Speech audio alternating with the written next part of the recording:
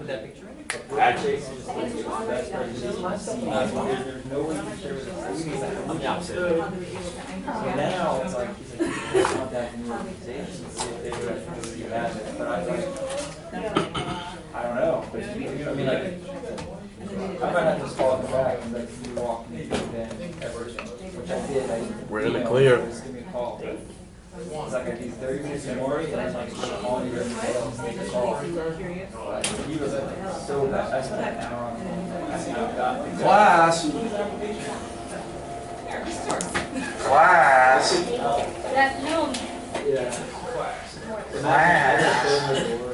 It's hot as hell in here. These are girls. I never got it. How was lunch? He wouldn't send it. Very nice. Yours? He wouldn't distribute it. Bueller. Okay, I see you're entrenched in your industrial case, and I'm glad. And if you've got some time afterwards and you want to discuss some things, that's fine. If not, I'll just leave you to your own on that. Now, thoughts on the presentation this morning? Very good. Very good. Very insightful, Very well detailed. great thing, he was here a couple of years ago and positioning that now. It's exciting to see that. I mean, I'm very proud of what he's done and what he's accomplished. And ultimately, we've had different speakers, and each one's got their own strong suits and their own, different perspective. What I like about the focus today is ultimately everything you do in diligence comes down to this: what price do I put on the asset? Right. So we can talk about all of the risk factors, right? All of the things that we don't want to blow up, but there's a whole component involved with the nuts and bolts of coming up to a value.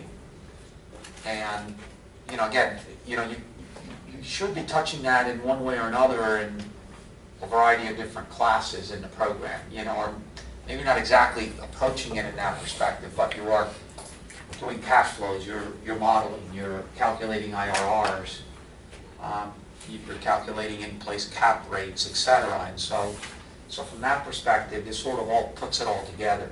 And it's one of the examples of one of the tasks that you do when you're in real estate and use all the tools that this program gives you. So again, it's a 2-hour presentation, but it really does pull from a lot of what we've talked about in this class, but what you do in the program in general. Any questions on what we went over this morning? Any doubts? Any things that didn't seem to make sense? I happen to enjoy it tremendously. And for me, and I always learn. I don't know a lot about retails. Yes, Alex. I have one. I forgot to actually ask you. How do you reach out to brokers to get those deals sent to you? Because I know we get a few of them just because we know the broker, but how would you get, like, everyone else in this class, if you wanted to sign up and get those OMs sent to you? So, in some cases, you can go to their websites. At one point in time, I signed up with HFF. Those are the only ones that I'm actively getting now. So I told them what I wanted to see, Right. but somebody had to pull the lever, and I knew the guy, so they pulled the lever saying, okay, send them to him. But, you can call Chris Lee at CBRE. I don't know the multifamily guys at CBRE, but you can call them, and basically, in your capacity. So, okay, hey, I'm Dylan. What's up, dude? I'm a student. You ain't gonna get squat. I am the CFO of Procacci. We're actively looking in the marketplace. I'd like to introduce myself. I'd like to come out and talk to you one day. And so, I definitely, the HFF guys, I'd start with a guy like Herman Rodriguez, who does office. Or if you want retail, you go talk to Danny Finkel. And Danny might say, hey, I'm busy, talk to Louis, my partner. Go talk to Luis Castillo, right? Or go speak with Ike. I'll give you the names at HFF. I know those guys. At CBRE, the guy that does office and industrial is Chris Lee, L-E-E. I don't think Cushman's really that big down here right now in institutional sales, but in Tampa, Mike Davis. And Mike has reach throughout the state. Javine, is he still there? I work on more of the agency. We don't do do the selling. Okay, there were- But I could find out. There's two guys, there have been two guys that work with two guys in Orlando at JLL Office Hospitality. So, depends what you want. The CBRE guys have their multifamily group here in Lauderdale. I don't know those guys because I never did work with them. But, in your role, you call them and say you want to go talk to them. You're just another customer. Well, you know, doesn't hurt. Right? So, Do you have to pay for those OMs? no, I mean, no, but typically what happens is the process is you'll get a teaser, you get an email with a like single page PDF, and then what you need to do is sign a confidentiality agreement. So you'll go and you'll electronically sign a confidentiality agreement, and that'll give you access to the war room. And the problem is, they'll give a guy that's active in the industry access to that. No. No, no. Because they just don't want that, you know, look at the value of the information. Look at what Andrew's using it for. He's using rent roll data, deals he looks at, to validate other deals he looks at. So, it's all knowledge, right? It's all knowledge. And so, you know, people are willing to share, but only to a certain extent. So, if you're in the circle, it's easy. So any of you that work within the industry, you should be able to just reach out. And those guys will turn you on to other guys. Eastdil does a lot of large, Eastdil's not owned by Wells Fargo. There's no Eastdil office down here. Those guys work out of New York. I think they've got an office in Atlanta. Those would be harder guys. I mean, for instance, we started marketing some stuff with them, but I don't have a relationship with those guys. I could probably find names, but they might not even be there anymore. So it's tougher to make a cold call to somebody out of town. But in town, I'm Pacacci, I'm the CFO, Pacacci, blah, blah, blah. Why wouldn't they? Anything else on this morning? Nothing else? 6, 8, 11, we're missing 1. Well, actually, one. That was one of those commercials. It's one of those Spanish things again. Oh, he actually won. That was a stupid joke. There were two twins. Hey, did you see two twins that played football? And they went, yeah, the one and the other one. Okay. Case study. Case study. Observations, questions, comments, opinions. How much of a curve are you grading this with? I'm not. I didn't expect it. So, in reality, this was not a complex assignment at all. At all. It really involved following the instructions. I gave you a bunch of facts. All you needed to do was put those facts in some sort of sequential order. I gave you a form. Create the form and plug the numbers that you have into the form. Pretty simple. Pretty simple. Theoretically. No, but that's reality. And why did I jumble stuff like that? I mean, the example I use is, and this was a real deal that I did in the midst of 7 or 8 other significant transactions that we were doing. You got shit coming from all over the place. My office was, and you know, my filing system was, you know, I had piles. And each transaction was a pile. Now, electronically as stuff came in, you know, you can imagine, I'm pretty anal, you know, everything was, I can still show you, I have all those files, you know. You know, every folder had, you know, 5 separate subfolders, and one had the modeling stuff, and you know, one had the, you know, rent stuff and whatever. But paper's coming from everywhere. People are faxing you stuff, and your property management people are giving you stuff, and your construction people are giving you stuff, and the environmental people send a report. And so, I mean, it really simply came as to a point of, you know, I keep it all together, and then try to sort it out or organize it in a way. It doesn't always come like really neatly, right? So I sort of mumbled all this stuff. And there were things that happened. For example, you noticed there were like 5 or 6 different deposits that were made against the purchase, including like the day before closing and the day of closing were like 3 or 4 different wires. And you say, well, why? Well, because things kept moving and people kept saying, no, this invoice came in. Wire more money. All of a sudden, oh no, the closing's postponed another day. Redo the prorations. We need more money. And on and on and on. And so it almost got to a point where, ultimately the last one was, okay, how much, like we knew we were going to close, okay, how much money, you need 100, okay, let's send 300 or whatever. Let's just get this thing done, okay, so they wouldn't have to wait another day and redo it all over again. It's a very cumbersome process, and a lot of people got their fingers on it, okay? Council, brokers are saying stuff, you want the brokers out. Don't talk, shut, just, you get paid, just go away. Bankers are saying stuff, you got title companies in the middle of this stuff,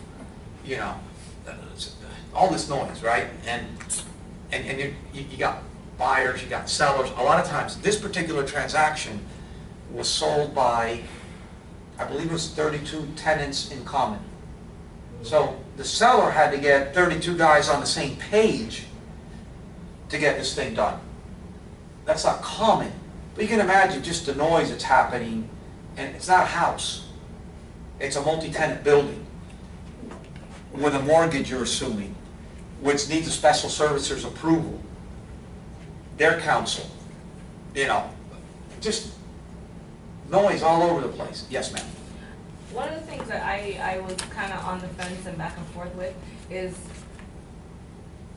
for example, the copy place. They were not engaged by the client. They were engaged by a third party that was engaged by the client. Do we pay them? I think I paid them, but do we pay them? Okay. So, generally speaking, people want to get paid at the time of closing. Because once you close, the money's gone. So, anybody that's hired by anybody that's getting paid at closing is going to expect to get paid at closing as well, unless they're paid in advance. So for example, you got to go to a special servicer. He needs, an opinion from his legal counsel. Legal counsel says, we want our money now before, because that's what will happen with a special servicer. Pay me now. Yeah. Pay me now, because I don't know what's going to happen, So a guy like that, you pay early. All these other people making photocopies, surveyors, guys doing lien searches, guys doing zoning reviews, all those guys are going to get brokers. All those guys are going to pay at closing. And the reason that you have a closing is, again, remember, it goes back to federally mandated law to account for all the cash flows, inflows, and outflows in a transaction. Okay, so the safe assumption would be, unless they were paid in advance, and unless you've made arrangements to pay them in advance, anybody who's worked on a transaction is going to expect to get paid at closing. Okay. So, it's de minimis dollars in this transaction, but the copy guys would expect to get paid at closing. I did this. I have my notes here. I took the closing, I modified some of the facts, and then I sat down and did the case. For fun? Yep.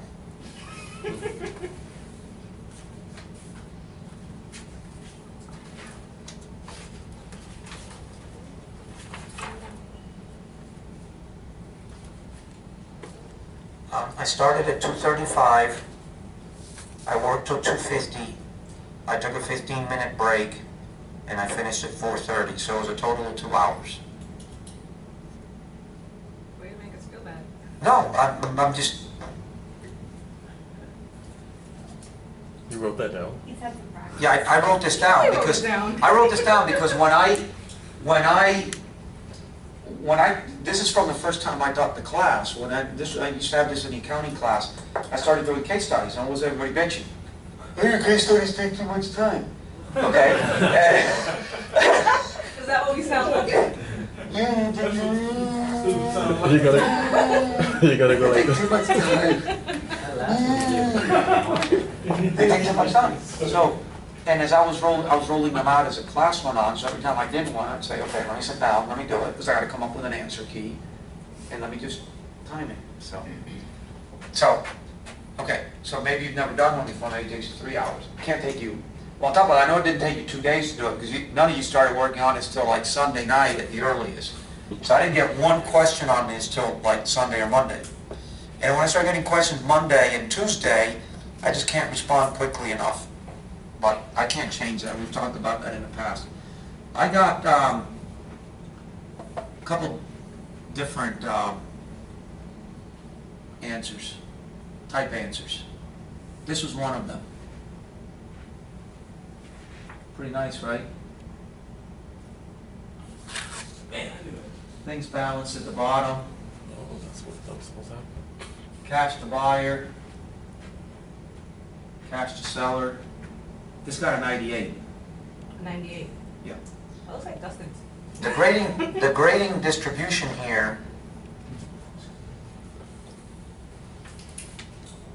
the range was from 15 to 98. The average was 59. There was, I think, there were 280s, and everything else was from 15 to 55. I wasn't happy, because it wasn't a complex case. There were no formulas or functions to use here. I do want to say this, and I'm not going to say any more about this, but I'm concerned that several of you had the same outstanding loan balance to the penny. And in certain cases, I had no documentation supporting that number. And number two, I had people that actually gave me documentation that came up to a different number, but yet used the same exact number as 7 of you in a class. So if you guys shared information, number one, it wasn't right to share it, but the answer wasn't right either. So if you think that somebody else has the right answer and you don't, think again. They may not have the right answer. But I was very clear in the instructions. This is an individual case study. It's not a group case study. It's not a WhatsApp discussion point. It's not let's sit down and bang it all out together. I'm not going to say anything else on, but I wasn't happy. I also got things, and again, I apologize. I'm not trying to single people out, okay? They looked more like this. So what's wrong with this? Heading, just the aesthetics, right? Formatting the numbers, no dollar signs on top. The way things are grouped. Pennies, no pennies, different blocks. More important than that, and this was the case in a lot of them, just total inaccuracy. I mean, nowhere close, okay? So I graded the case on 4 criteria: aesthetics. Can somebody read it? Can I review it? I got a title agent that's sending me a closing statement. I gotta be able to understand it. I gotta be able to get to the numbers. Completeness. Did you address all the points that were there? Because in a lot of cases, I had a couple of them that didn't even have a loan payoff. Accuracy. So, did I expect people to hit the number exactly the way I did it? No. How many of you realize that, other than the one question that I had to the point, how many of you realize that the interest rate would not have given you the loan payment that I stipulated? But none of you asked.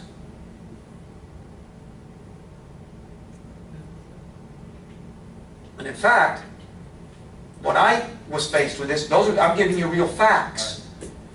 I was told your monthly payment is this, and I was told the original amount of the loan was this, and the interest rate is this. Well, I couldn't triangulate back to that rate. Did I care? I didn't. Why didn't I care? What did I care about? Closing. Okay, but more particular, I cared about the loan amount that I was going to assume. Because as long as what the bank or the CMBS servicer said I owed was what I was charged for, I'm sorry, credited for, and the seller was charged for, I didn't care what had happened. And I don't know where the disconnect is, but there were some weird facts here. The loan closed on a certain date, and it was like 45 days till the first payment. Right.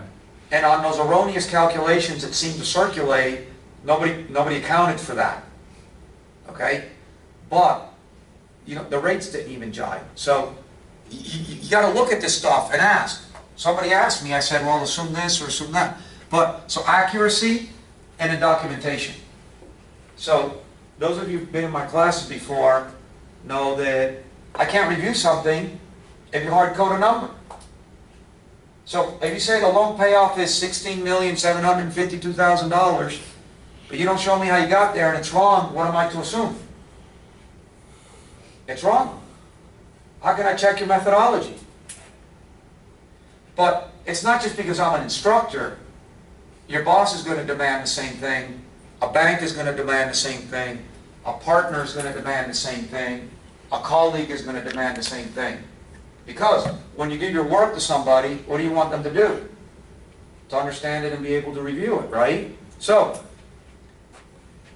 and so those of you who've never had me before, I can excuse a little bit. But those of you who've taken my accounting class, for example, why would you hard code numbers? Or why would you come up with calculations inside cells? What have I always said? Use the tabs, they're free. Use the tabs, they're free, paper's free. Come up with calculations so that you can do what? Make changes to assumptions. And then they flow through your document. So I'm not going to repeat everything, but learning should be cumulative, right? You learn it in one class, you should be able to take it, beyond that. So I graded on all those four. Since this is only like 6% of the grade, you could have gotten a 0. It doesn't really matter. You can still get a 94 in the class. You can still get an A. So it doesn't matter. Okay. So It matters to me. Yeah, it does. Well, for what it's worth, You gonna walk us through it? yeah, of course I will.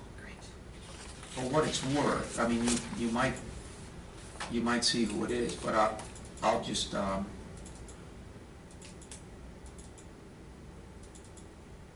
I expect.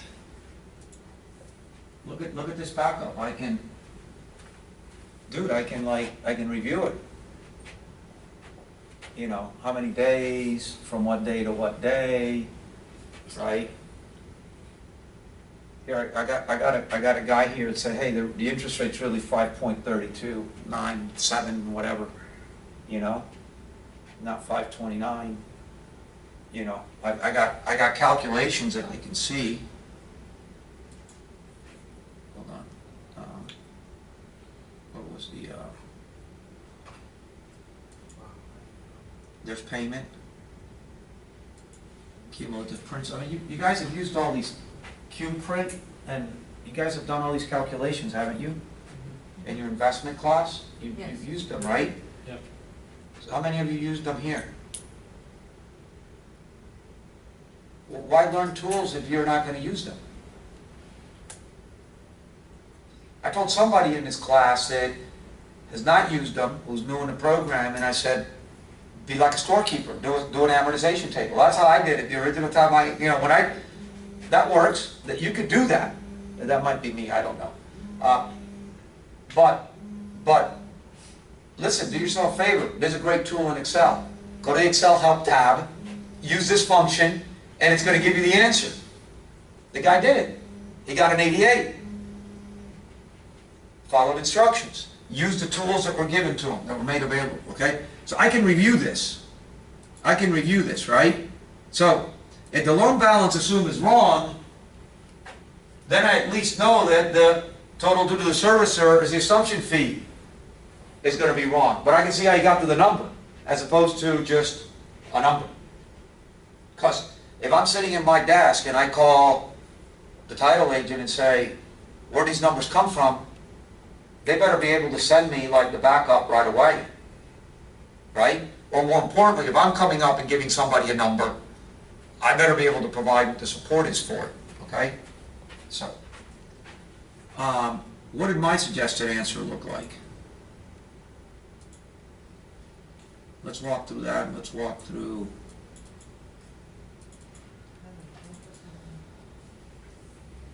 So, maybe I'm anal, but I stole the first American thing. I made the form look like the form I sent you guys. And I got rid of like all the little colors, and I got rid of the things that weren't applicable, right? The form I sent had like loan assumption 1, loan assumption 2, well, there's no 2 loans being assumed, right? So I take the form to apply it to mine. What it needed to say it was a combined statement, right? Because it could be a seller's only or a buyer's only. In fact, part of the reason I had to do this is because the actual closing on this had a buyer's only and a seller's only closing statement. Now, I wanted the seller's closing statement. They didn't want to show it to me. They eventually did, and the reason they didn't want to show it to me was because they were concerned that they were charging their clients, the tenants in common, $1.6 million disposition fee, which they realized was an absurd commission to charge her, and they didn't want anybody to know it. But eventually, we had a good enough relationship. We purchased other assets from them. They sent that to us, so I was able to, make it a combined because I had the seller's one on this. Okay, so formatting.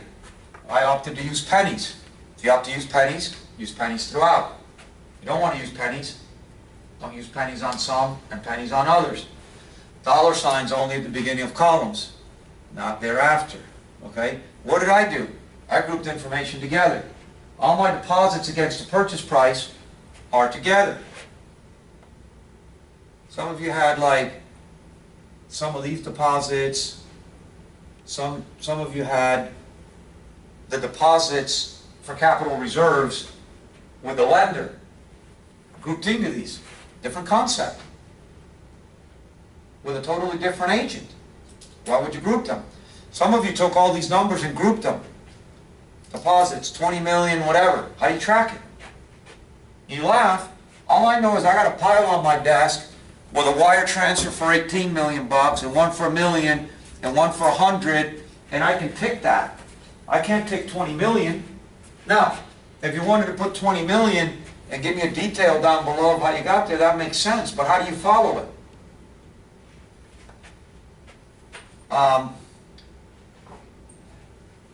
Sales price is a charge to the buyer, a credit to the seller. Makes sense, right?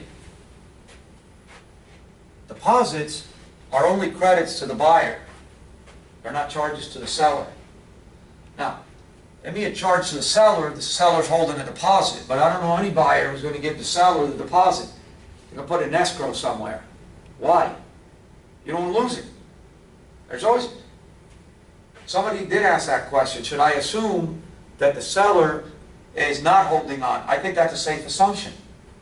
I don't think anybody in this country, as much as we trust one another, is going to give a seller earnest money.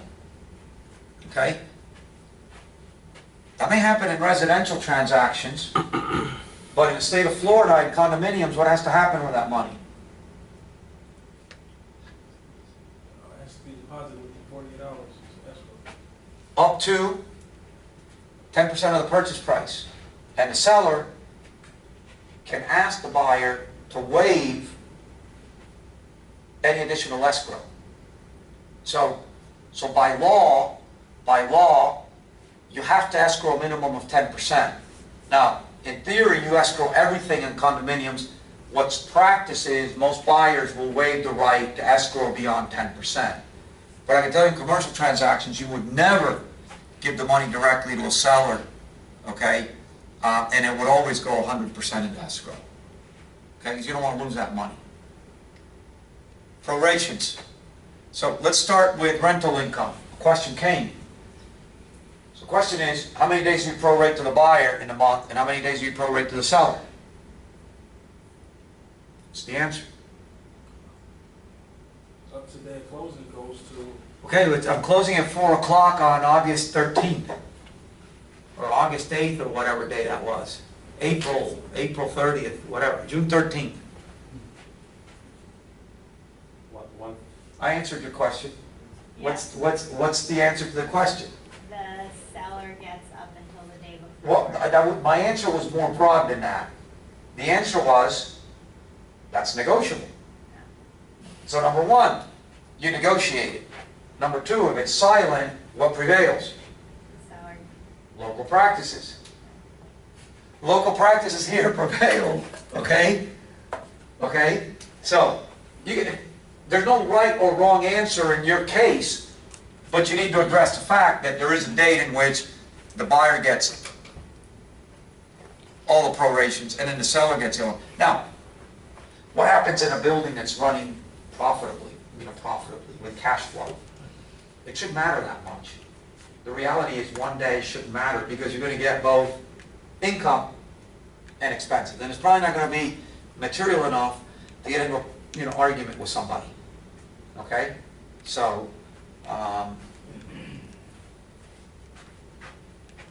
do we prorate rental income? How do we prorate rental income? Divided by 30 days. Divide what by 30 days? The total rent received. What was the total rent received? That one looks like I got it wrong.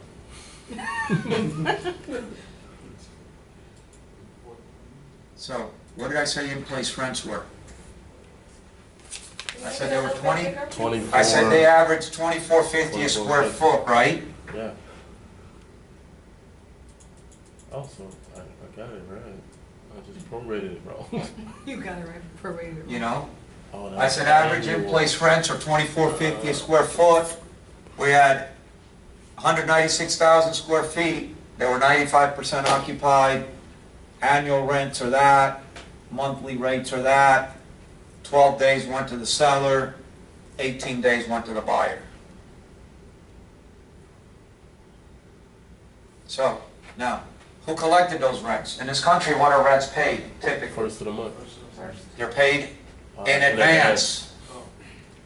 Mortgages are paid in this country generally when? In arrears. In arrears. Okay? So we would assume that they collected the rents on day one, or they would be entitled to collect the receivable if they haven't collected it.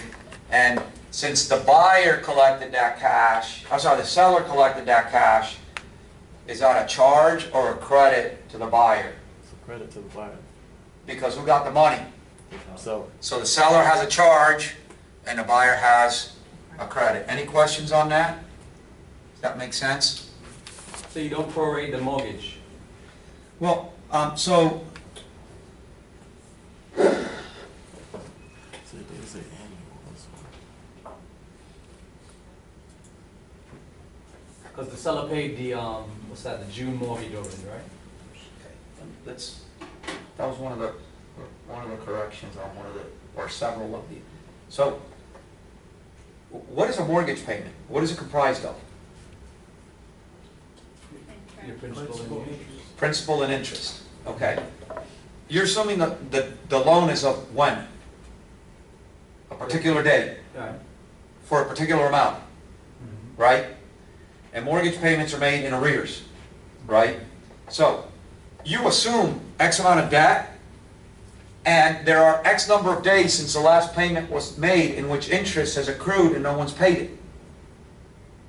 So, you need to accrue or charge the seller for the number of days of interest that he took advantage of the mortgage and that he will not pay, okay? And charge him for the payoff of the mortgages of that day. And as the buyer, you assume the balance of the mortgage that day, right? And you get a credit for the number of days of interest that you're paying at the end of the month that related to the previous ownership. Make sense? Clear? But you don't prorate a payment. So the later you close in the month, the less money you actually are gonna. It doesn't matter.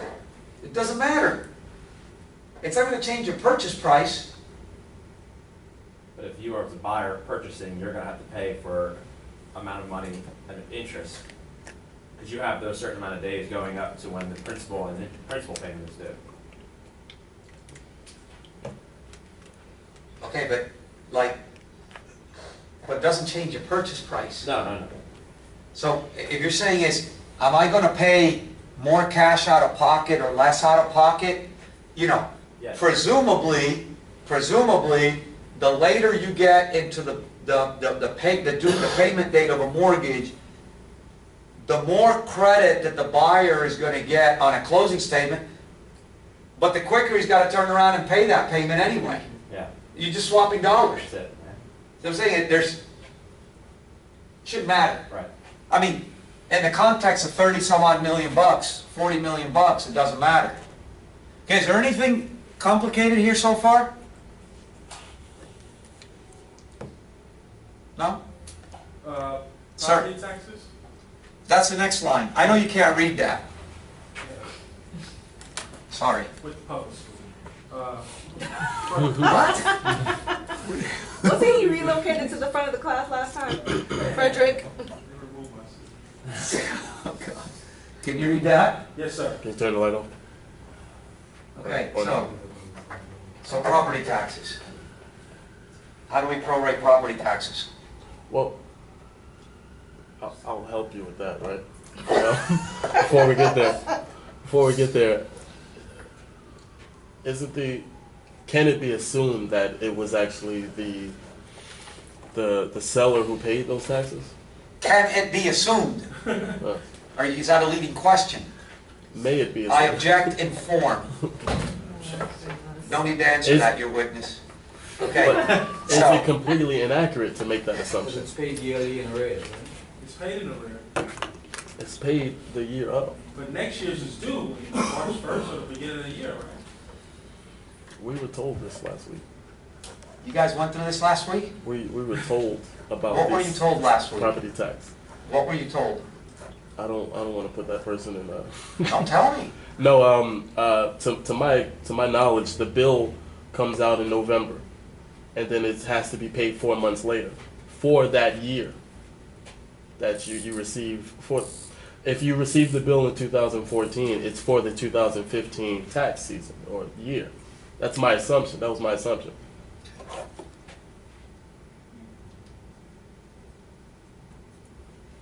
Every state is different, okay? So, I'm doing this off the top of my head.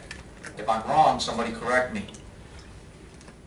On January 1, 2014, your building has a value. That's the value that's going to be assessed. There are notices, there's county budgets, blah, blah, blah, blah. Sometime in late October, county budgets are approved. A notice comes out.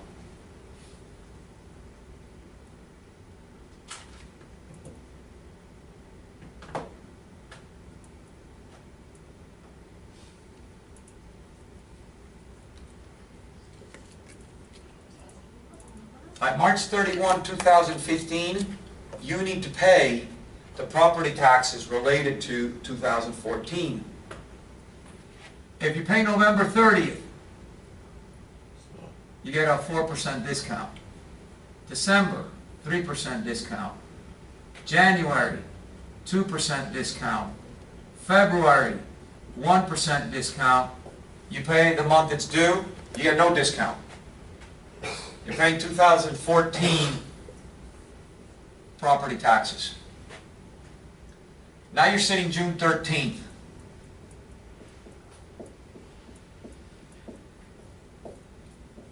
You've had 170 days or whatever, 160 whatever days, 163 days have gone by.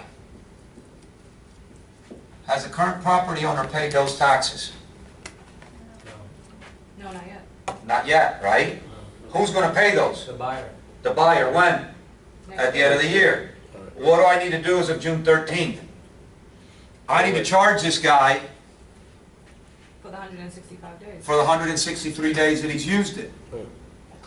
And I got to credit this guy because of what? Because he's going to pay. Because he's going to pay it. And he didn't have the benefit of the building during those 163 days. Make sense? I just had the year wrong. Sorry? I had the year wrong. Okay, no, it's okay. So, property taxes, now it's not as simple as that, because what you've been hearing over and over and over and over again, and I put it in red, I didn't revalue it, and the suggested is, the day you sell a building, what happens? It's going to get revalued. It's going to have a much higher base than it probably has already, because property records are always behind, right? And so what that's going to mean is there's going to be a significantly higher. One of the arguing points that comes into in purchase sale agreements are that the seller is going to try to cap or fix or put an inflation factor on what the previous year's property tax was, so that they don't get whacked by having to pay half a year's worth of somebody's revaluation. Okay? So I didn't revalue this. I just assumed, you know, the amount is going to be 3% higher, 162 days to the seller, 198 days to the buyer. And this should say buyer. Sorry. Should fix my... Oof. Unacceptable. Totally unacceptable. How many points did you take off of that? I got 100. Dude, I got 100. If it was me. So I never argue with myself. It's always a win-win. Okay. This is a real situation. We got an estoppel letter from a tenant. Tenant said, hey, we've taken down some space. You know, we've got an expansion. We haven't taken the space, but the landlord promised us $523,000 to build out the space. And you say, how did you pick that up in the lease abstracts? Well, and again, listen, they're the ones who brought it to our attention because their tenant called them before they sent the estoppel letter and said, hey, wait a minute, you guys owe us $523,000. When they sent us the lease files, they didn't have the latest amendment in there. I don't know where it went. I mean, I'm assuming there was no malice. But as a result of that, somebody asked me the question, well, does that mean that the buyer gets a credit at the day of closing? Well, if you were buying a building and you're going to have to pay $523,000 to a tenant, what are you going to do? Credit and charge the guy. Why? Because you're going to pay something. And again, so you got to get into the rationale of these things, right? You guys are graduating now, right? I mean, you guys got to know more than I know, right? What's the intent of this? Right, at the end of the day, what is a seller? You say, well, why is the seller going to get charged for that? Why should the seller get charged for that? Because it was something that he had gotten into from the very beginning, and he needed to make good before he passed it on to you. Okay, but he didn't do it. You're going to collect the rents in the future. Yeah, but this was something that he agreed to. I understand that, but you're going to collect the rents in the future. Tell me conceptually why the seller has to pay. What is he selling to you based on? Based on the leases that are in place. A cash flow that he's selling you that's been capped at a certain multiple. Right? So any cost, the assumption in the business is any cost that has been incurred in order to generate the cash flow that he's selling you goes on him. Because I'm paying him $40 million for that cash flow. I'm not paying him $40 million plus things he should have paid before. Okay? Got it? I mean, I assumed, which I see now is ridiculous, but I assumed that somehow the seller would, you know, it would be like a contingency where the seller would actually pay this tenant before the deal is closed, and so I didn't put it in as a credit. Minus 20. Okay, so right, no, but see, this kind of goes back to the previous assumption. Unless there had been previous, what could have happened is there could have been a condition prior to closing, right? And maybe we would have gotten, you know, the tenant would have been paid the $523. The problem is, they would have never paid the tenant $523 because it was for build out. And who controls a build out typically? The landlord. So the landlord is basically going to give you an allowance and say, I'll build it, here's 523, you give me the difference. Because they want to control the quality of the work. So you would never have seen that paid out. Now, what you may have seen paid out if there was a mechanic's lien or something. You know, a lot of times in the title searches, these kind of things come up. You know, some sort of, you know, dispute with a GC 3 years ago. Guy put a lien on the asset. Nobody ever knew it. People forgot. Property manager left, but there's still a lien there. That stuff all gets cleaned up before closing. But that'll probably be a contingency or a condition to issuing title to have that cleared up. Okay? Yes, Alex. It's taking a step back. How many days you use for the annual proration? Did you use 360? I think I used 360 and... Is that... Well, so that was one, there's no right. No, that's a good question. So there's no right or wrong answer. Somebody asked me, and Miss Perfect over here, she said, well, 2008 was a leap year. Does that mean that it's 366 days? Or, yeah, I'm like, it's a leap year. How'd you find that out? Google that. Okay. The basis of prorations, typically, I mean, why do you think the PSAs are this thick? A lot of times people get into that. It doesn't matter if it's agreed to. If it's not agreed to, local practices will prevail. What I can tell you is, at least in most, where I've seen the 360 definitely be sort of the norm, is in mortgage agreements. Most financing instruments have calculations of interest based on 360 days. Why? 30-day months and 360-day years. That's been my experience. Now, that might not be other people's experience, but that's just mine. The reason I started thinking about that is who gets shafted on that? Because if you're doing the exact calculation from the beginning of the year to the sale date, and that's going to... Well, but remember, the logic would be that if you use 360 as a denominator, you should use it for both the revenues and the expenses. All right. So if you're going to pay a higher pro rata for expenses, you're going to get a higher pro rata for the income. And if the building's making money, you win if you're buying. It's peanuts. But you can get into it, okay? Security deposits. What happens to security deposits? I'm a tenant. They go back to the tenant when they leave. Right, so I'm Office Depot. I got a $50,000 deposit with the landlord. The landlord sells a building. Do I care? No. That's all Because my lease is with the landlord. for the building, for the space. Remember, that's one of sort of the nuances of real estate law, right? That's why it's a whole different branch. It has different sort of bases than commercial law, right?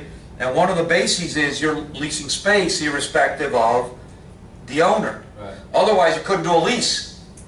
Because the lease would only be good if it was with the owner. It would only be good while the owner owned the building. So your lease is good for the entire term. Term ends. I leave. I want my $50,000. Who's going to give it to me? The owner. So if the previous owner pocketed some money, right? And this guy's going to have to be the one to pay it out. What are we going to do? Charge the seller, credit the buyer. Okay? Now, is this the only way to group these things? No. This is what made sense to me, but purchase price and deposits against the purchase price together, operating issues together, commissions together. What is 0.1%? 0.7.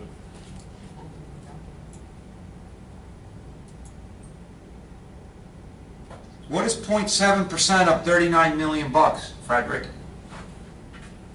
27,000. Couldn't be 27 million, could it? No. Couldn't be 2.7 million, could it? Okay.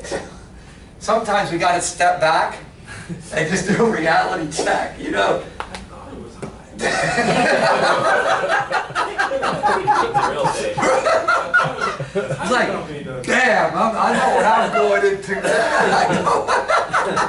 Pretty good, I thought it was high. You have a good laugh when you grade these things, don't you? Yeah, I do actually. It is good.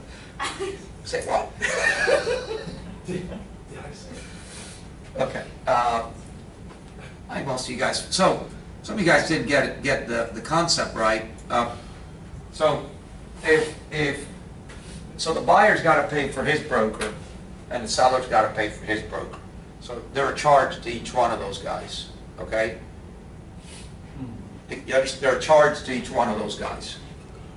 Now, general practices wouldn't say whoever's benefiting from the transaction pays transactional costs, if agreed. Okay, hold on. Oh, well, without the Hold on. agreement, sorry, Okay. I'll remove the agreement part of that No, statement. okay. The person benefiting from the transaction, in my opinion, the buyer, shouldn't he be paying transactional costs? What are transactional costs? All of them, except for the ones that have been specifically stated that I'm Okay, going to take care of. I think the preamble that I sent to this said everything is fair game in a commercial transaction, and everything is subject to negotiation. Mhm. And the typical logic would be that, especially in the absence of an agreement, whoever's benefiting from something should pay for it. So, it seems to me, for example, that if I'm going to have 18 days of use of a building, I should have 18 days worth of rent to me. And the previous guy had 12 days, he should have 12 days. I think I'm using that logic. Okay. Somebody's got to pay attorneys along the way. Who's the beneficiary of that? I say the buyer was. Well, why would the buyer be the beneficiary of the seller's attorney? Now, I can agree to pay a seller's attorney, but why would you? Typically, there's certain things that by practice, you would pay for your own. Specifically as it relates, and I assume you're talking about commissions. Yep. Specifically as it And the relates lawyers to as well. To what? I did the lawyers as well. Okay, but let's talk about commissions first. Typically, in investment sales, the seller pays commissions. And buyers, typically pay no commissions. That's just the way it is. And typically what happens is there is no buyer's rep in an investment transaction. So, Andrew here and his boss get the stuff from the guys at CBRE, and they do the work, but they don't have a broker that gets involved in this. And if they do, they got to pay the guy. It's common practice. Leasing is a totally different structure. In the leasing environment, there is, and let's use 6% as a norm, okay? Let's say that in leasing transactions, commissions are going to be 6 to 7%, and what typically is going to be is the landlord rep is going to get 2%, and the tenant rep is going to get 3 to 4%, okay? That's just the way it is. And then, so at 7%, maybe the tenant rep the landlord rep gets 3, okay? That's common practice. But in investment sales, the buyer doesn't get, he's got his own competent staff. He doesn't use a broker. Now, why did we pay for a broker? Why are we paying HFF? The reason we paid HFF is because we knew we were going to do a 1031. It's November 15th, and I got till February 15th to identify $600 million worth of transactions. How am I going to do that? I need to identify a bunch of off-market transactions. So what do? I go to an intermediary and say, help me. And we created an incentive structure scheme for them. And they were incentivized by the number of transactions that they identified that we closed on. Okay? And they ultimately got to a threshold of 0.7%. Now, we weren't exclusive. We purchased stuff we sourced directly, We purchased stuff that we sourced through additional brokers.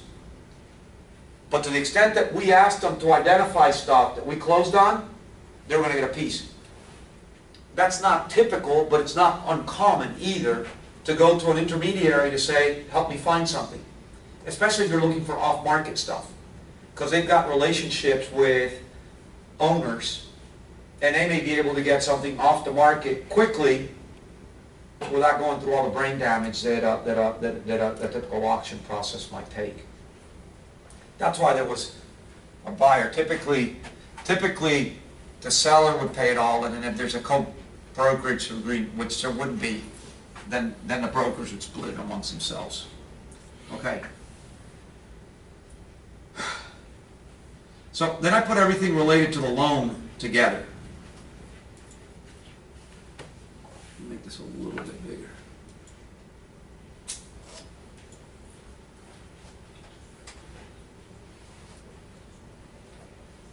Can you guys read that? No? Can you read that? A little better?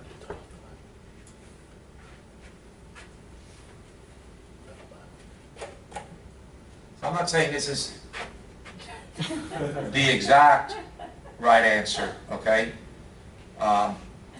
This is the answer I came up with. So there's a couple different ways to do this. I came back, I just did an old style amortization table. A couple of you guys did that, right?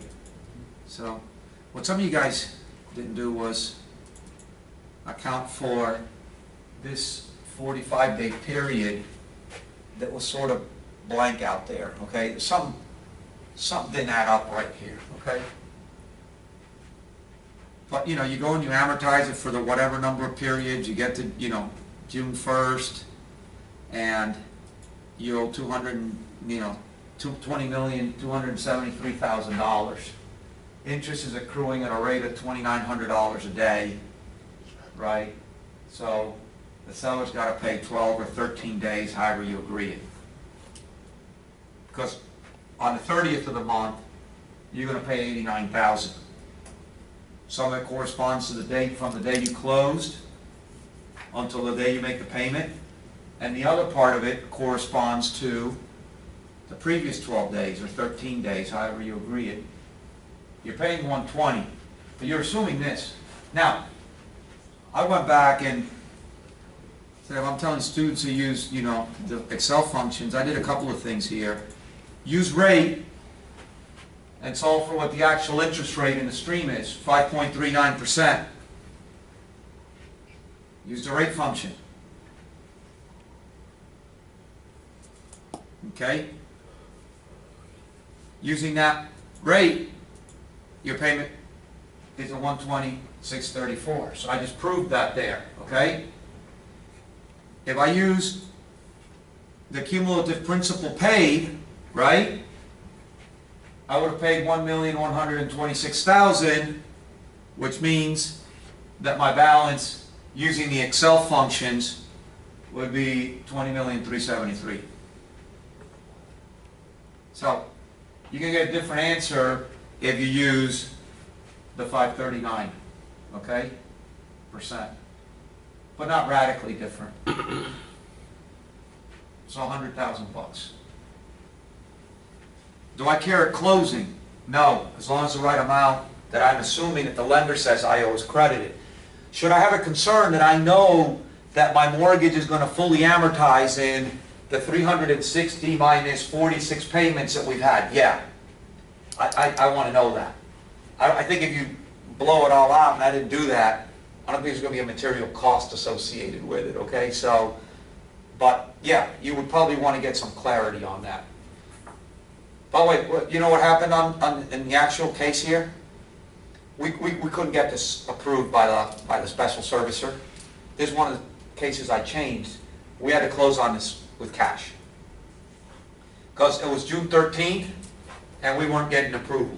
We weren't getting the approval. We weren't getting the approval. We just paid it off. Why weren't they willing to give you the approval? Because it's 2008. Well, first of all, because they're the special servicer. They don't care. They don't care. They just pay me off. They don't have to.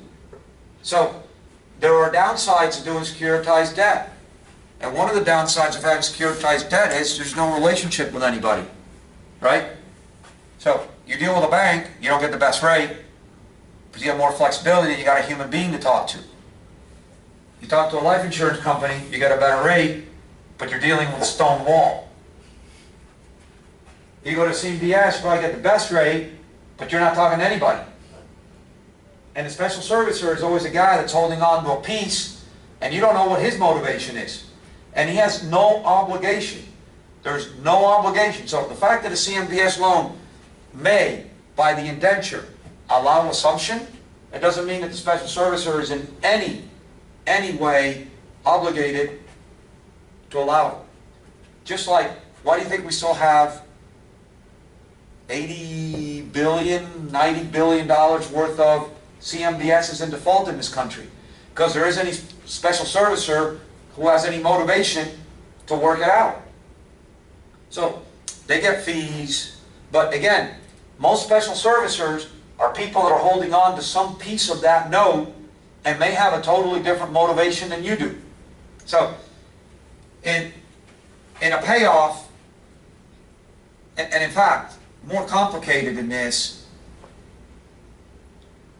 we had to defease this loan, and that's a whole other, issue altogether, because it has to get dealt with. You can't just pay the guy the $20 million and have him go away. We had to defease it. And those of you who took the capital markets class have gone to defeasance. So you got to replicate, you got to buy a stream of strips, and replicate the cash flow from it. I'm not going to get into that in this class because not everybody's taking that class, okay? But 2008, there's all kinds of problems out there. I don't want to deal with this shit. Just defease it. I got other problems to deal with. It's 2010. They got 40 things in default. I'm not in the business. Or they're holding on to an equity piece and they want the thing to blow up so that they can walk in and get it. You don't know what their motivation is. So you just got to know who you're doing business with. Okay? Any questions on the debt? Any questions on the Excel functions? Yes, Marielle. Can we get this? My answer key? Absolutely not. You know he doesn't give us those. Absolutely not. You can look at it. I can walk you through it. Do I give away my answer keys? No, of course not. Of course not. It's proprietary information. Dude, you guys are going to sell it to like, especially these people.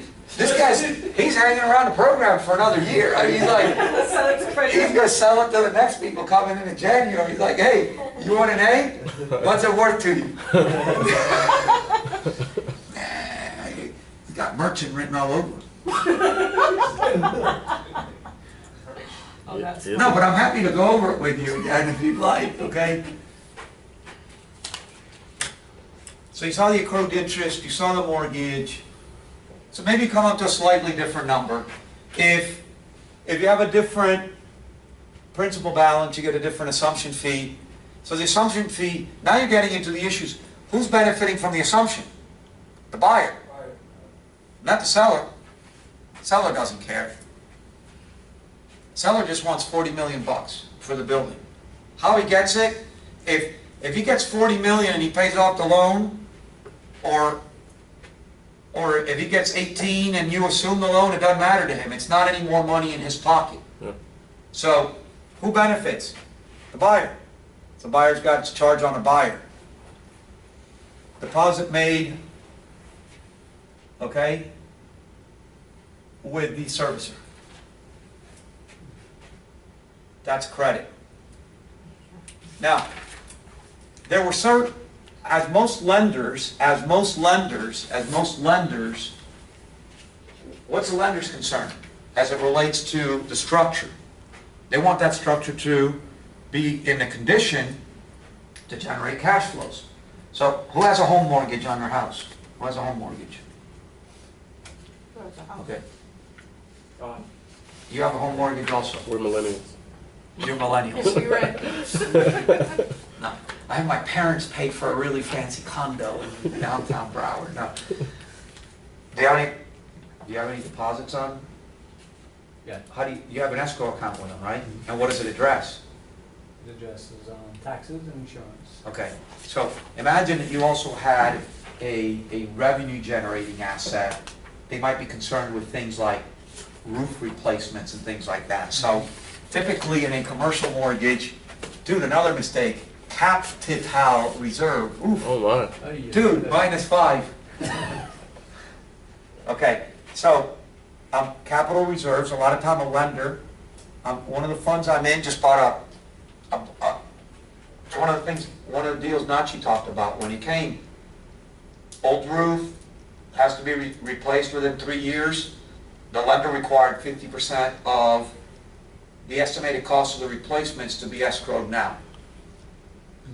They started by asking for 100% of the escrow, of the roof replacement, estimated replacement, and then property taxes and insurance. Because what are they going to do the day the property taxes are due? What does your lender do? Why? To make sure that They get paid. they're paid. And what does he do with insurance? Pays it once. Why? Because if there's a fire, they don't want to worry about whether you paid it or not. So they're gonna pay it so that they don't have to worry about the underlying value of their asset. Okay? There were dot stamps on the assumption of the debt. It was the rate in Orange County, not in Miami-Dade County, not San Mateo County, or was it you who asked me that? Was it you? It was you. Based on I what thought I you paid. wanted us to use the form. Where's San Mateo County? For First American. Where? I think First American's headquartered there. Oh, okay. I was like, where did this come from? It's on your original sheet. Okay, wow. But it's not, but, okay, It's not important. you pay, you pay the tax on the municipality with the assets, I changed it. okay, headquartered, okay. I'm not gonna go over all these little ones one by one, okay, but, you know, there were title policies, there were seller's endorsement, survey, copies, blah, blah, blah, blah, blah, blah, blah, blah, blah, okay? I put all those things together. There were attorney fees, everybody pays for their attorneys, okay? Buyer pays for his attorney, seller pays for his attorney. It's normal in a transaction, okay? So how do you get to here at the bottom, okay? Gotta say it quick. Catch it quick. Charges and credits need to balance, okay? So the sum of the charges and credits are going to give you an amount that's either due from the seller or to the seller. The sum of the charges to the buyer and credits to the buyer are going to give you a sum due from the seller or due from the buyer. I'm sorry, due from the buyer or due to the buyer. So,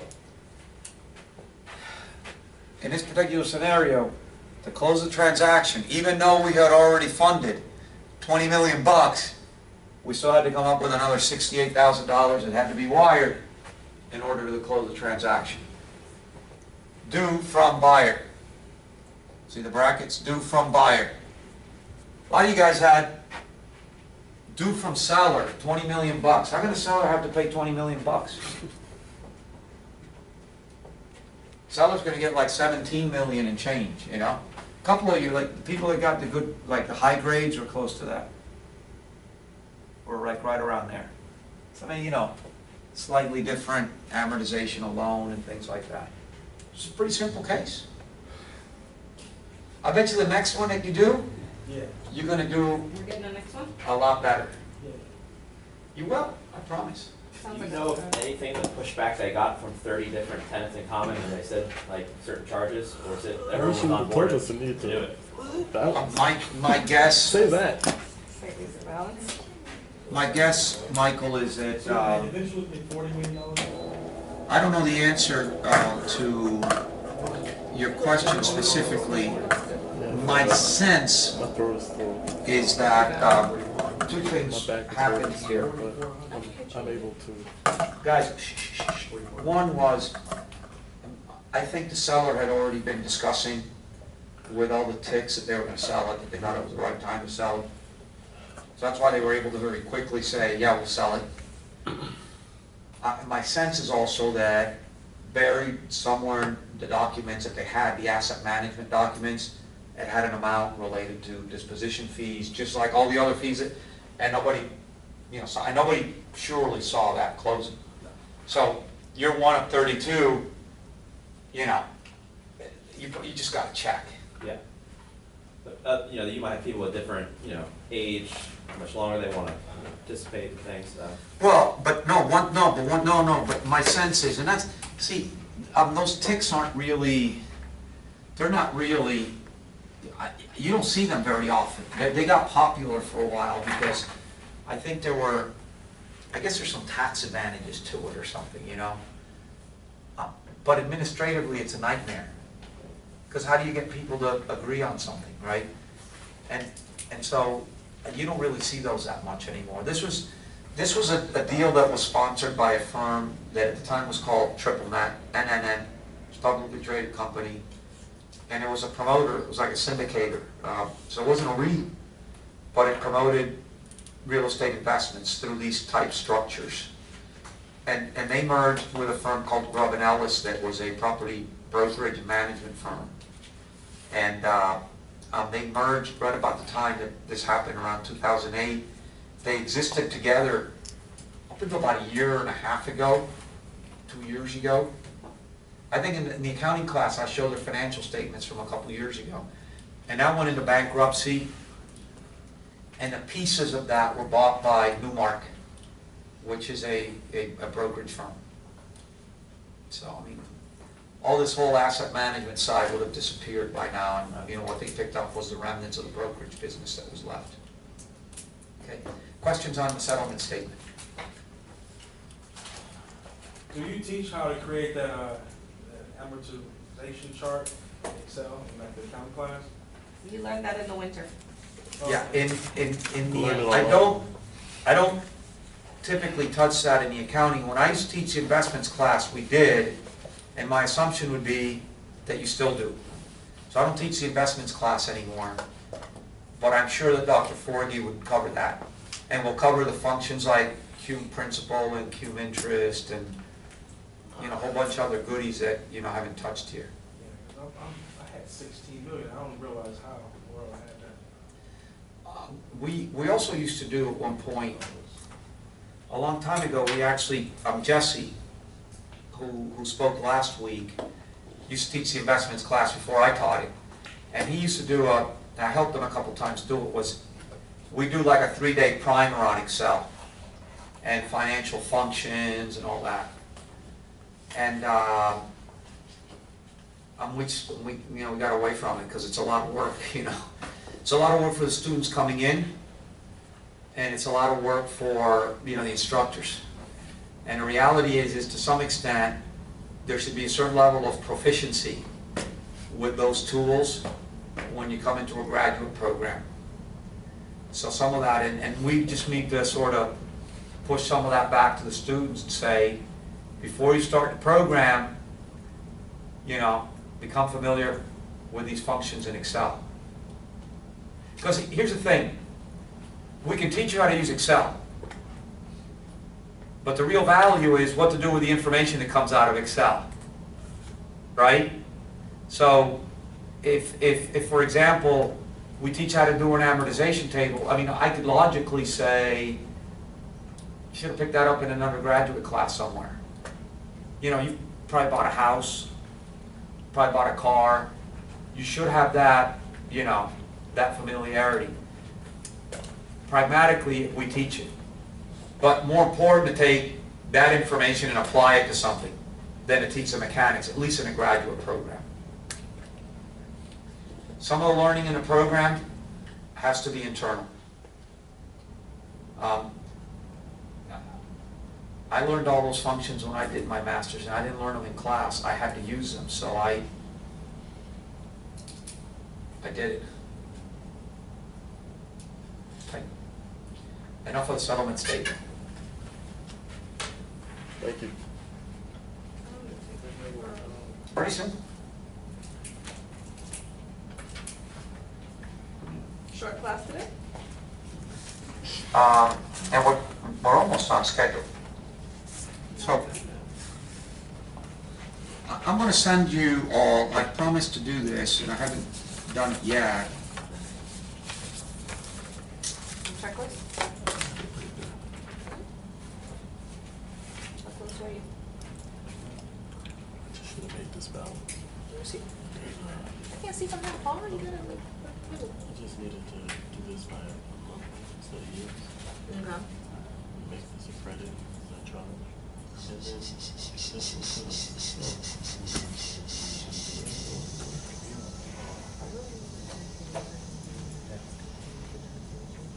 that's what I felt. I felt like it was necessary. Oh! Oh wait, excuse me. Cut down. The lawyer fee should have went over too. This is the sellers. That should have went to. What does it? That's not bad though. Can't see how I got the six. Somewhere? He said everybody else got the six. He said 59, actually. Oh, excuse me. Between 15 Yes. and 59. But from this, You say professor? I don't see. Did somebody call me? No, sir. It's the I first thought thing somebody I said know. professor. No, that's what he does want. He does want you to I'm put hearing the first things. one in that, right. Say that's the I first But thing I I did know. it on this. Oh, that's what you know. Yeah. But I did No. it on this side. Left hand. I didn't do it. Same thing. Come But on. it's fine. None of my shit. That's his. Yeah, right. That, what difference that make? Are you serious right now?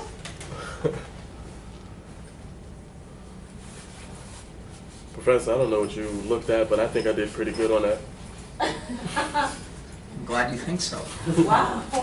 That sounds rough, Robert. That does not sound good. In that case, can we hear Robert's grade? Hey man, I'll present it to you guys. Man. You'll present I'll it? present it. Why are you drinking that thing? That's a cold and I don't know where I put Nachi's checklist, but Thank you.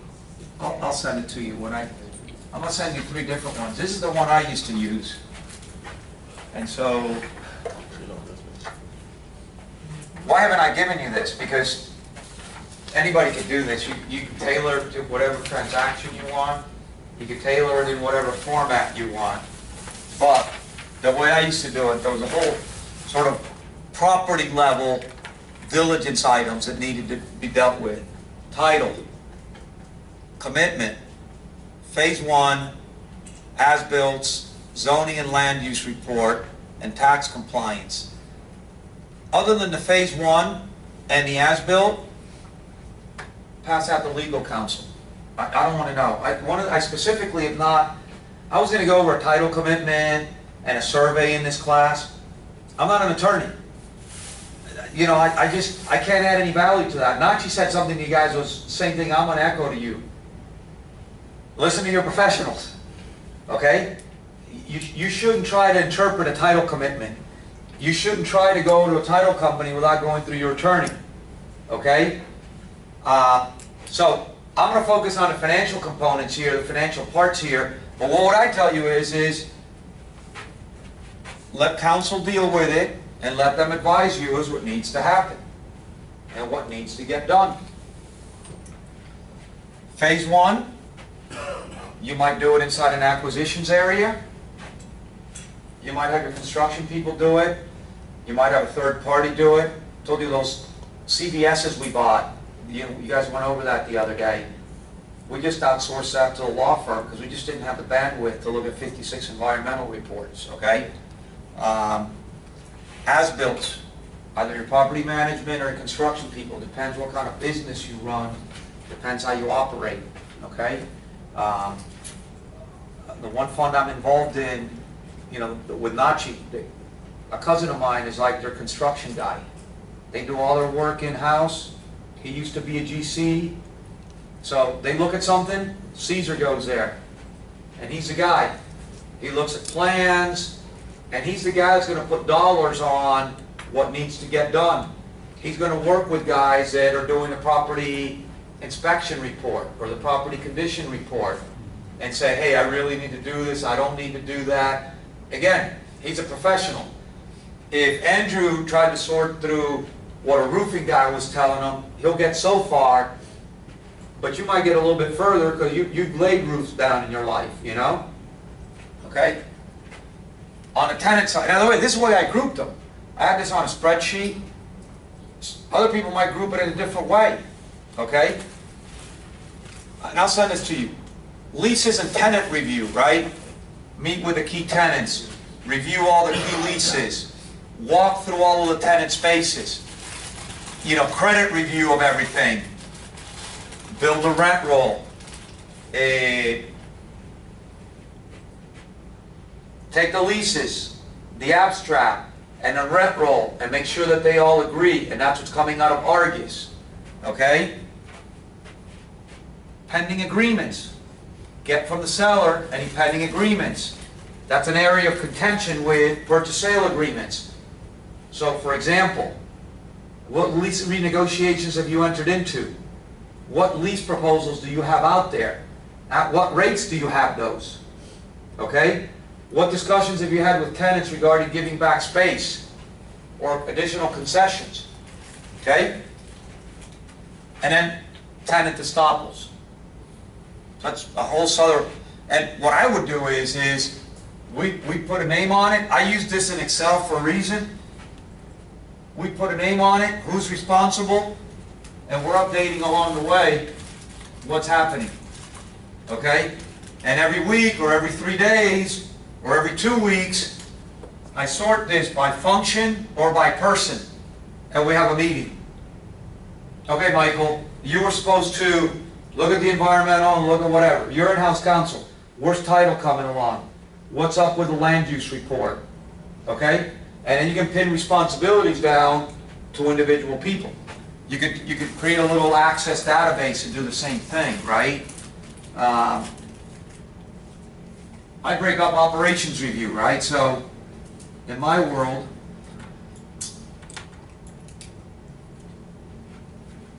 meet the property manager in place, review service agreements, operating agreements, licenses, permits. A lot of buildings in real estate have special purposes, right? Oh, there's a casino in here. Does it have the right permits? Oh, there's a vet in here. Well, do they have the City of Hollywood, you know, permit for handling hazardous waste or whatever, okay? I mean, it all seems trivial, but that's why there's a specialty called property management, okay? And then, I don't know all these off the top of my head, okay? Review operating and maintenance records. Because one thing is to have a guy come in and do an inspection. So, hey, I come in and say, hey, the air conditioner looks like it's great shape. Why hasn't been serviced in 4 years? Problem, you know? Hey, the elevator works. Visually, it looks fine. Look at the service records. Otis has never been out here. We've never paid for a service agreement. Or, they come out here, and all of a sudden you start seeing that every month you're spending $8,000 to repair it. Problem. So this is an area that can definitely, you know, uncover some issues. This is sort of legal side of the actual transaction. PSA, to the extent there's a 1031, the documents assigned to that, the bill of sale, assignment of leases, assignment of intangibles, which could include name rights. You know, we are the Southeast First Financial Center. Maybe that's a registered trademark.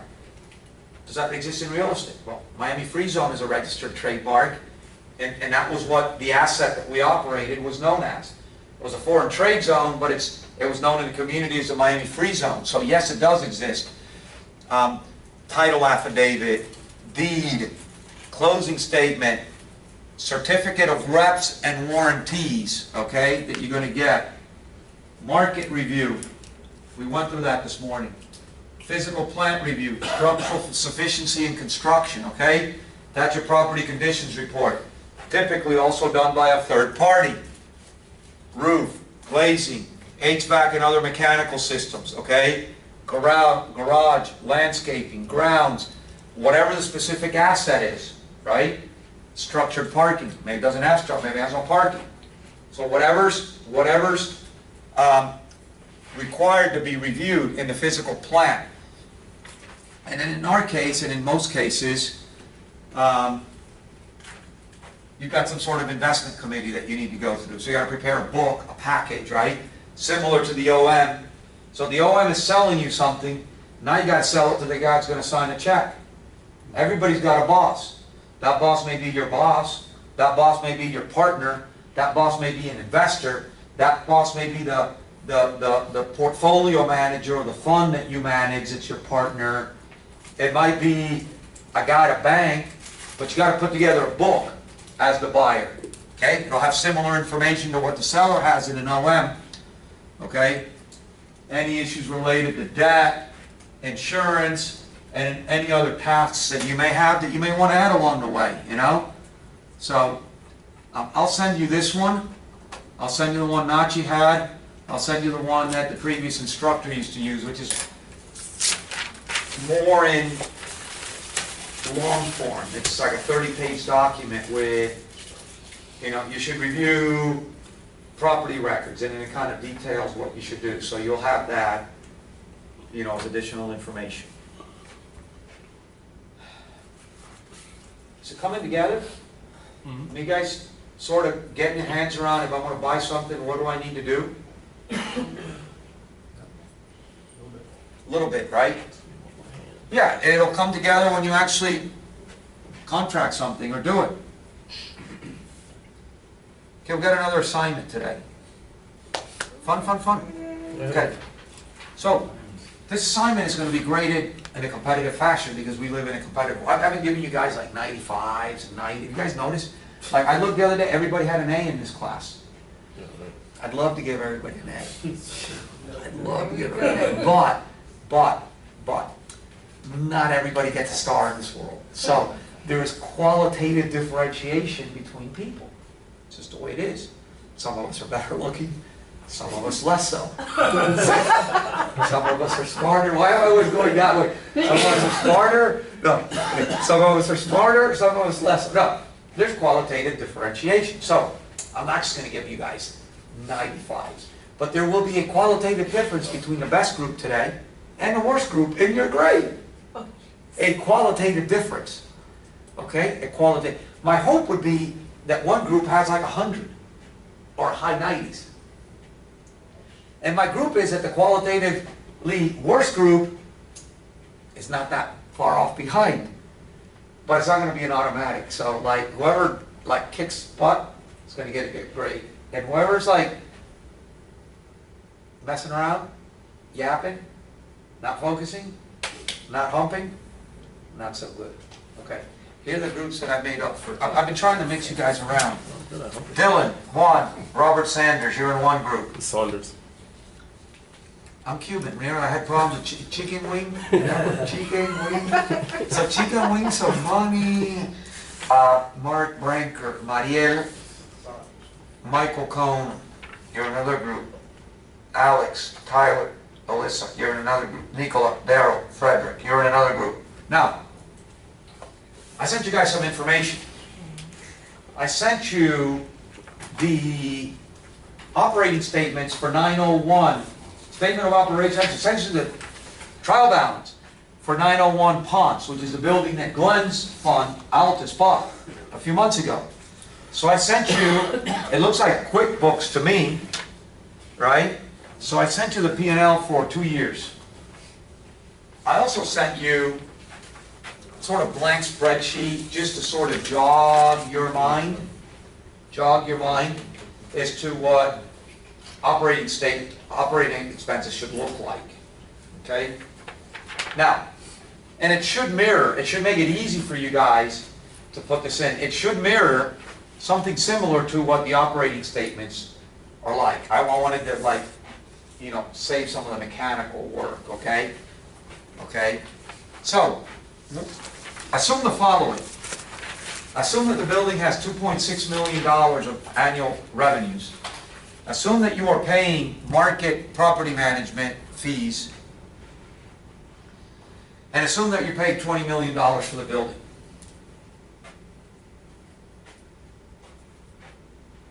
I would like a 12-month operating statement prepared in the next hour and 15 minutes and present it to the class immediately thereafter. Can I have the second assumption again, please? I didn't hear the second one. You're paying market property management fees. How do you want us to present on this? Sometimes you want a PowerPoint, sometimes you don't want anything. You can, any way that is going to make the professor happy. Remember what the professor's background is. Background is crazy. Could you use PowerPoint? You could. I mean, it was just. You could. You're already on. Do you think that have I not given you something? Or is the assignment pretty clear? Clear? Clear. Yes, ma'am. I need a second. What you In addition, I forgot I sent you this, to make it super easy. In addition to the property statements that I gave you, I sent you an Excel sheet with, or I think this was in PDF. I put this, it comes from an Excel, but it's a PDF. And I cleaned this up, and this is actually what is here, already transcribed. What's your question, Alex? Do you want 12 months projected operating expenses or 12 months of actual? That's what you said, 12 months of operating. No, we're forecasting. That's what we were doing today. Sorry. I wanted to make sure, because everything. Yeah, we're forecasting, so let's forecast. We're gonna buy this building and we're gonna forecast the next 12 months.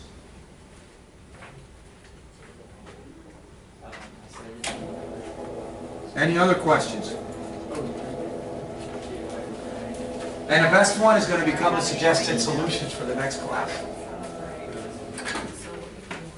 I mean, it makes it a lot easier. It does. No, that's not what I said. Alex, can you please repeat to Nicola what the assignment is? What is it that you're gonna come up with?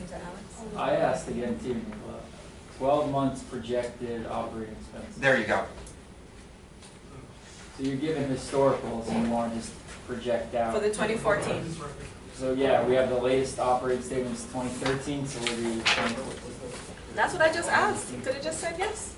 Okay, but I don't want to get into, I don't want you being snippy with me this week like you were It's not last week. snippy. It's just a direct question. I know what, okay, so, I just wanted to make sure. okay, but stop to think what someone might want to see. I'm being vague. On purpose. Yes, ma'am. And those that show the most creativity will be rewarded. Yeah, I think It's- it's over to you. There you go. And I'm around, I'm here to help you.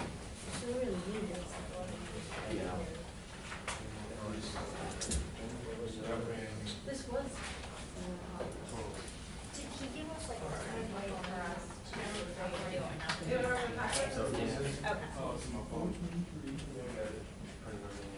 Oh, yeah, that's the same thing, but it's just. You remember that? So, Google that. yeah, well, I think, see what these are, if you want to put branch, some of the stuff, this is going to be, so this is an annual, let's use this one, that's $1,900. But these don't differentiate. No, this is one, this is one. And this is one. I was gonna say, this is. Yeah, they're just two, no, these I know are two different. Okay, that's but what's different. this? That's This